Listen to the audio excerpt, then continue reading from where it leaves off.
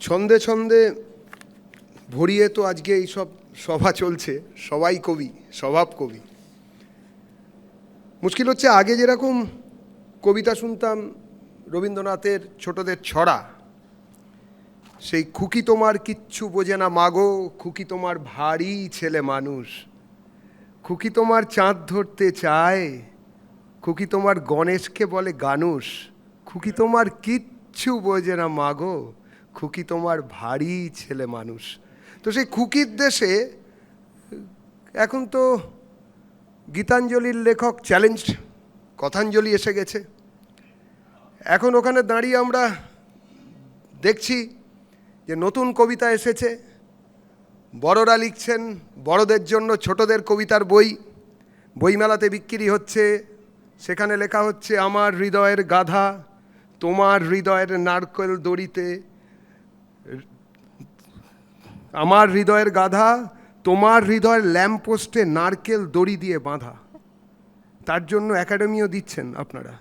তো যাই হোক, দাঁড়িয়ে থেকে এইসব কথা বলার আগে ছন্দের সঙ্গে ছন্দ মেলানোর যে বাহুল্য, যেটা এখন একটা অদ্ভুত জায়গায় পৌঁছে গেছে, এই রাজ্যে দাঁড়িয়ে এই পরিস্থিতি এখন আর নেই।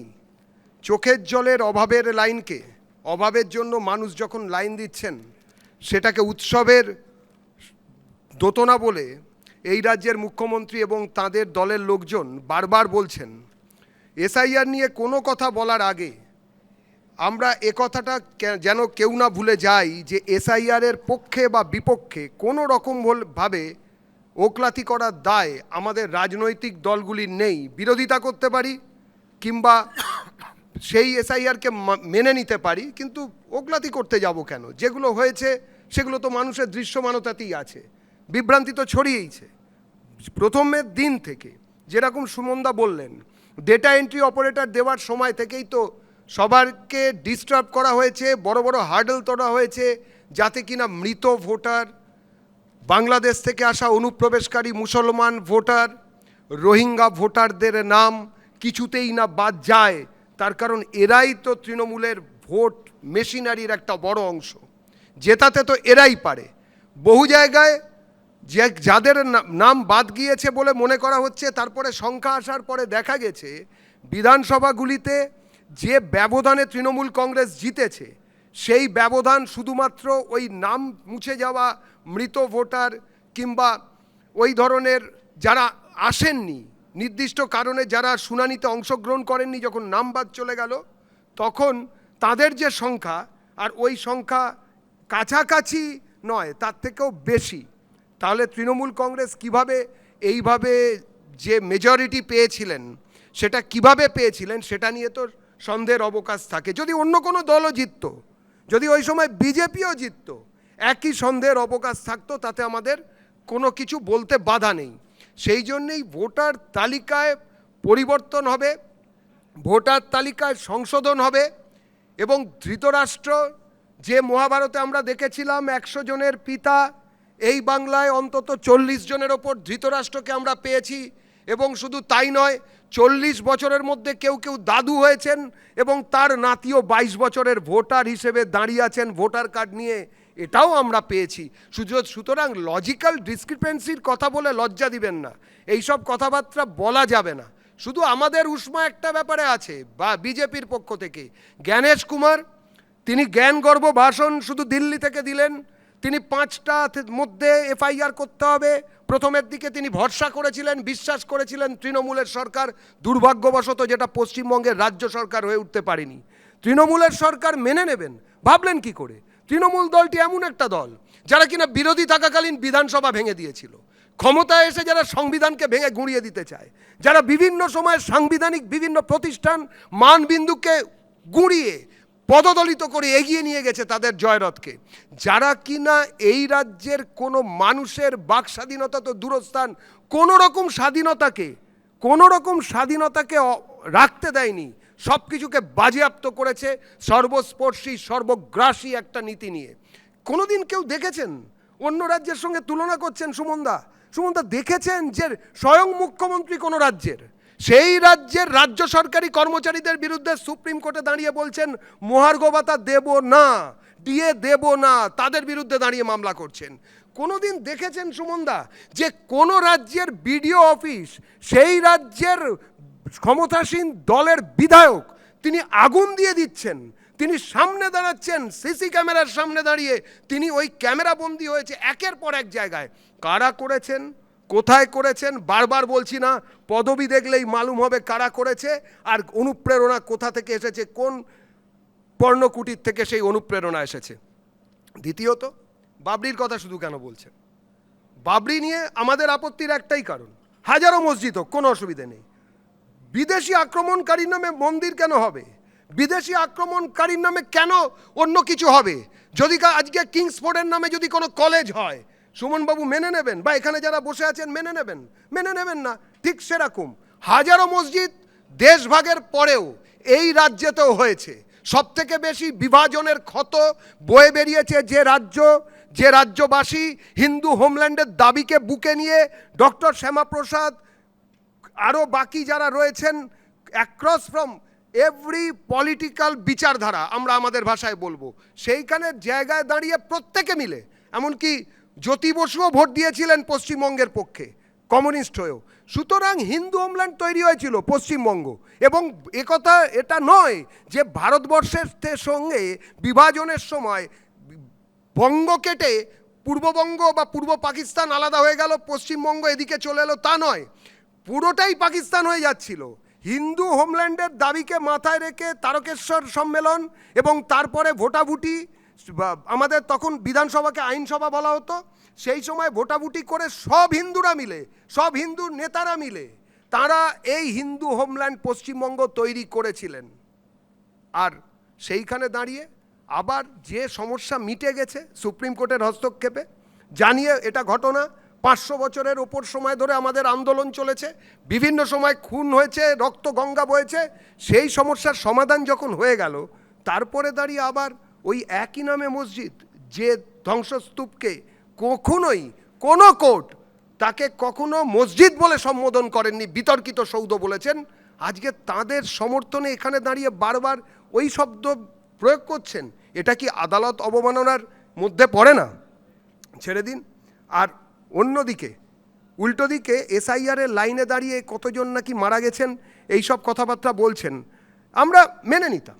কেননা আমরা যদি দেখতে পেতাম যে আঙুল নেই, তা সত্ত্বেও যে সুইসাইড নোট আমরা পেলাম, সেই সময় বিভিন্ন সময় পরিযায়ী শ্রমিকরা আক্রান্ত বলে যেসব বিভ্রান্তি ছড়ানো হলো, যেভাবে এসআইআর, পরিযায়ী শ্রমিক, বাংলাদেশি, অনুপ্রবেশকারী, মুসলমান, এইসব মিলিয়ে মিশিয়ে একাকার করে দেওয়া হলো, এমনকি বাংলাভাষী, বাংলা বললেই নাকি খুন করা হচ্ছে এসআইআরের আবহে, এইসব বলে বহু জায়গায় তুলকালাম করা হলো, সরকারি সম্পত্তি নষ্ট করা হলো। তাদের উল্টো দিকে দাঁড়িয়ে আরেকটি লাইন কিন্তু আমরা দেখেছি সুমনদা, আমরা দেখেছি, মাননীয় দর্শক যারা রয়েছেন, যারা ওই সময়টা এখন পেরোচ্ছেন, গত 3 দিন ধরে, এখনও 72 ঘন্টা সবে শেষ হতে চলেছে আজকের রাতে ঘোষণার পরে পরে, যে সেই লাইনে কারা দাঁড়িয়ে আছেন, অভাবের ভিড়কে কারা উৎসবের ভিড় বলে বলছেন। এসআইআর একটি পদ্ধতি, সেই পদ্ধতিতে ঠিক আছে কি ভুল আছে পরের কথা, কিন্তু ক্রীড়া যুব কল্যাণ আর ক্রীড়া দপ্তরের পক্ষ থেকে মন্ত্রী সাহেব এখানে উপস্থিত আছেন, বরাদ্দ হচ্ছে 881.89 কোটি টাকা। সেখানে দাঁড়িয়ে বলা হচ্ছে 18,000 টাকা করে বছরে দেওয়া হবে, এই হচ্ছে বাজেট, ভাগ করুন, কেউ বোকা নয়। তাহলে দেখা যাবে মাত্র 4,90,000-এর কাছাকাছি কাউকে আপনারা ভাতাটা দিতে পারবেন। এই মুহূর্তে প্রায় যা জমা হয়েছে আপনাদেরই এই ক্র্যাশ করে যাওয়া সিস্টেমে, তাতে দেখা গেল 18 লক্ষের কাছাকাছি জমা পড়েছে। এর কি উত্তর দেবেন? এসআইআরের সঙ্গে এর কি সম্পর্ক? আমি, সবাই কবিতা বলেছে, আমিও একটা কবিতা বলি সুমনদা, কাব্যচর্চায় উৎসাহ থাকছে, সবারই থাকবে, মিলিয়েই বলবো। খুকির দেশে গণেশকে বলে গানুষ, সেই দেশে দাঁড়িয়ে কথাঞ্জলির সঙ্গে সমন্বয় রেখে এই কবিতা, কবি আমাদের সবার, অনেকের সঙ্গে সতীর্থ, অন্তত পার্থদার সতীর্থ অন্য একটা বিষয়ে, শ্রী রুদ্রনীল ঘোষ লিখছেন, এপাং ওপাং ঝপাং ভবিষ্যৎ, এপাং ওপাং ঝপাং ভবিষ্যৎ, দাঁড়িয়ে আমি বেকার ভাতার লাইন, আমার 6 জন পরেই ওই যে প্রীতম, আমার ছজন পরেই ওই যে প্রীতম, ফার্স্ট হতো তখন 10 বা 9। বসতো প্রীতম ফার্স্ট বেঞ্চে ক্লাসে, আমরা ছিলাম থার্ড বেঞ্চের ছেলে। বসতো প্রীতম ফার্স্ট বেঞ্চে ক্লাসে, আমরা ছিলাম থার্ড বেঞ্চের ছেলে। আজকে সবাই এক লাইনে দাঁড়াই 1,500-এর নতুন জাঁতা কলে। আজকে সবাই এক লাইনে দাঁড়াই 1,500-এর নতুন জাঁতা কলে। MA BA ডাক্তারি পড়ছেন, ইঞ্জিনিয়ারিং পড়ছেন, সবাই কিন্তু দাঁড়িয়ে আছেন। ডবল ডবল চাকরি হবে বলে, ডবল ডবল চাকরি হবে বলে প্রতিশ্রুতির বন্যা গেল বয়ে। আমার মতোই আশায় ছিল যারা, স্বপ্ন তাদের কেবল গেল ক্ষয়ে। আমার মতোই আশায় ছিল যারা, স্বপ্ন তাদের কেবল গেল ক্ষয়ে। এপাং ওপাং ঝপাং ভবিষ্যৎ, দাঁড়িয়ে আমি বেকার ভাতার লাইন। আমার 6জন পরেই ওই যে প্রীতম, ফার্স্ট হতো তখন 10 বা 9। 1,500 নাকি পান গুটকার খরচ, দাদা আপনাদের নেতা উত্তরবঙ্গ, 1,500 নাকি পান গুটকার খরচ, কদিন আগে বলেছেন এক নেতা। 1,500 নাকি পান গুটকার খরচ, কদিন আগে বলেছে এক নেতা। আমার সাথে MA করা স্বপন, আজ বিখ্যাত সে চা ঘুগনি বিক্রেতা। দিদির লাইন, আজ বিখ্যাত সে চা ঘুগনি বিক্রেতা। দাঁড়াইনে সে এই লাইনে আজ, যাবে নাকি বলেছিলাম কাল। দাঁড়াইনে সে এই লাইনে আজ, যাবে নাকি বলেছিলাম কাল। বলেছিল ভাই আমি ঘুগনি বেচেই খুশি, বলেছিল ভাই আমি ঘুগনি বেচেই খুশি, আমার গায়ে আছে মানুষেরই ছাল। রাগ করিনি কারো কথায় আমি, রাগ করিনি কারো কথায় আমি, গায়ে লাগা না, গায়ে লাগে না, হয় না অভিমান। আমার মতোই লক্ষ ছেলে মেয়ে, ভুলেই গেছি কোনটা অপমান। এপাং ওপাং ঝপাং ভবিষ্যৎ, দাঁড়িয়ে আমি বেকার ভাতার লাইন। আমার 6জন পরেই ওই যে প্রীতম, ফার্স্ট হতো যখন 10 বা 9। তবুও দাঁড়াই লাইন বা অফলাইন, বাংলা ছেড়ে চাইনা যেতে দূরে, ঘরে আছে বৃদ্ধ বাবা মা, প্রেমিকা তো কবেই গেছে ছেড়ে। সবাই গুজরাটে, সবার বাবা মা গুজরাটে চাকরি করতে যেতে পারেন না, এটাও একটা ঘটনা। বা তাদের ছেলেদের লাইনে দাঁড়াতে হয় না, এটাও একটা ঘটনা। কিন্তু বাকিদের তো দাঁড়াতেই হচ্ছে এই বাংলায়। চাকরি চুরি করলো যারা সবার, চাকরি চুরি করলো যারা সবার, যাদের ঘরে তারা তারা নোট, যাদের ঘরে তারা তারা নোট, শুধু ঘরে নয় ফ্ল্যাট আলাদা সব রকম, তারাই দেবে আমায় বেকার ভাতা, তারাই দেবে আমায় বেকার ভাতা। কমাস পরেই তো বিধানসভার ভোট, কমাস পরেই বিধানসভার ভোট। এপাং ওপাং ঝপাং ভবিষ্যৎ, দাঁড়িয়ে আমি বেকার ভাতার লাইন। আমার 6জন পরেই ওই যে প্রীতম, ফার্স্ট হতো তখন 10 বা 9। এই তো অবস্থা। এই অবস্থায় দাঁড়িয়ে গরিব মানুষের কাছে টাকা পৌঁছে দেওয়ার যেসব সরকারি ব্যবস্থা, নাকি রাস্তায় রাস্তায় টাকা ঘুরবে, বাজারে টাকাটা ঘুরবে বাই বাই করে, তো সেখানে তো একটা নিয়ম আছে যে শুনুন ভাই, টাকা কিন্তু আগে নবান্নে পাঠিয়ে দেবেন কেন্দ্রীয় সরকার, তারপরে আমরা বেছে বুঝে ঠিক করব কে আসলে চাষি, কে আসলে ভুসি, কে আসলে অন্য কিছু, কে ভাবে টাকাটা পেতে পারে। ডাইরেক্ট বেনিফিশিয়ারির কাছে টাকা যাবে মানে মামদোবাজি। নবান্ন কি এমনি এমনি আছে? এই জন্য কি এপাং ওপাং ঝপাং বললে হবে? আমরা ঠিক করব কে আসল চাষি, তাকে আমরা প্রথমে দেবো, তারপরে দেখে শুনে 75% অডিট করে রেখে টেকে 25% খরচ করা যাবে। এখন এইটাই তো নিয়ম, এটাই তো হওয়ার কথা ছিল, সেটা হলো না। এই ব্যাপারগুলো যখন চলতে রইল, সেই সময় দাঁড়িয়ে SIR-এর বিরোধিতা আর উল্টো দরজা দিয়ে, আমরা জানি এটা তো ঘটনাই যে মুসলিমরা আমাদের ভোট দেননি, এই রাজ্যে তো দেননি, এটা ঘটনা। তাদেরকে বিভ্রান্ত করা হয়েছে, ভুল বোঝানো হয়েছে, বারবার নিরন্তর মিথ্যে কথা বলা হয়েছে বিজেপি সম্বন্ধে। প্রোপাগান্ডার একটা নিয়ম থাকে। কিন্তু যখন হয়নি, তারপরও আমরা মুসলমান জনগোষ্ঠীর কাছে, এই পশ্চিম বাংলার কাছে আমরা অনুরোধ করব, ভোট দেবেন কি না দেবেন সেটা গণতন্ত্রের শর্ত অনুযায়ী আপনারা ঠিক করবেন। কিন্তু আপনারা আয়নার সামনে দাঁড়ান ভাই, আপনারা দাঁড়িয়ে বলুন যে সাচার কমিশনের রিপোর্ট থাকা সত্ত্বেও তারপরে যে রিপোর্টকে পুরো একদম ভেলা করে, নৌকো করে, কালীঘাটের টালির চালার থেকে আপনারা ভোট দিয়ে, যাকে প্রথমে রাইটার্স সুমনদাও সেখানে গিয়েছিলেন, সেই সাক্ষাৎকার, সামনে মুড়ি দুটো চপ, তারপরে সেখান থেকে আবার দিশা পাল্টে নবান্নে পরপর দুবার আপনারা তুলে রাখলেন। আজকে আপনাদের কি অবস্থা? আজকে পশ্চিমবঙ্গের মাটিতে রাজনীতি করতে গিয়ে মরছে মুসলমান, মারছে মুসলমান, সব জায়গাতে তৃতীয় অবস্থায় পৌঁছে গেছেন।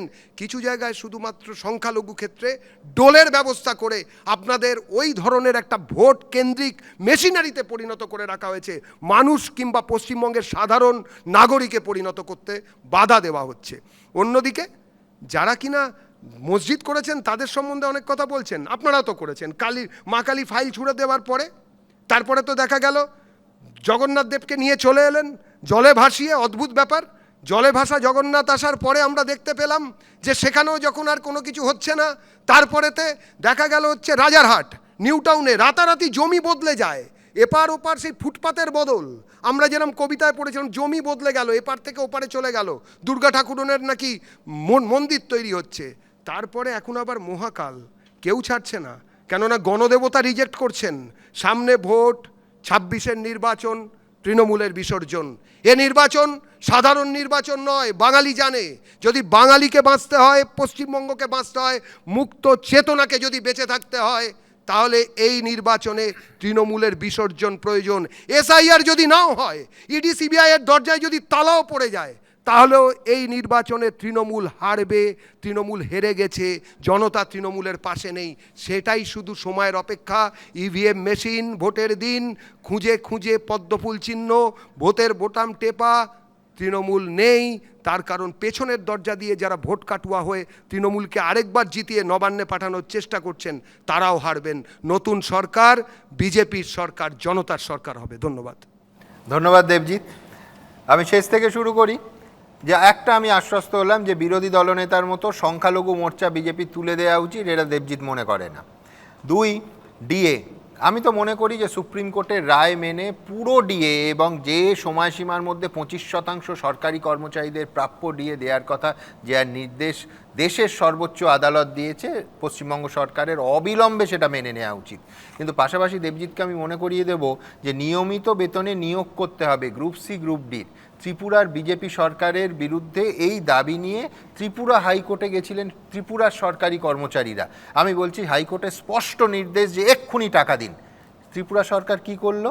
সেই নির্দেশ না মেনে সুপ্রিম কোর্টে চলে গেল, এসএলপি ফাইল করলো যে এই কর্মচারীদের এই দাবি মানা যাবে না। সুতরাং ওই সিংহাসনে বসলে যে যায় রঙ্কায়টা পুরোটা প্রতিদিন বলি, আমি বলছি যে বোধহয় অ্যাপ্রোচটা একই থাকে, আর সরকারি কর্মচারীরা মধ্যিখান থেকে রাজ্যে রাজ্যে সব থেকে বেশি বঞ্চিত হন। সুতরাং ত্রিপুরা এবং পশ্চিমবঙ্গ এই একটা জায়গায় বোধহয় একই প্ল্যাটফর্মে দাঁড়িয়ে আছে। কিন্তু আমি সম্পূর্ণ একমত, আপনারা জানেন প্রথম দিন থেকে বলছি যে নিবিড় না হালকা জানি না, ভোটার তালিকার সংশোধন প্রয়োজন। এবিপি আনন্দ, এগিয়ে থাকে, এগিয়ে রাখে।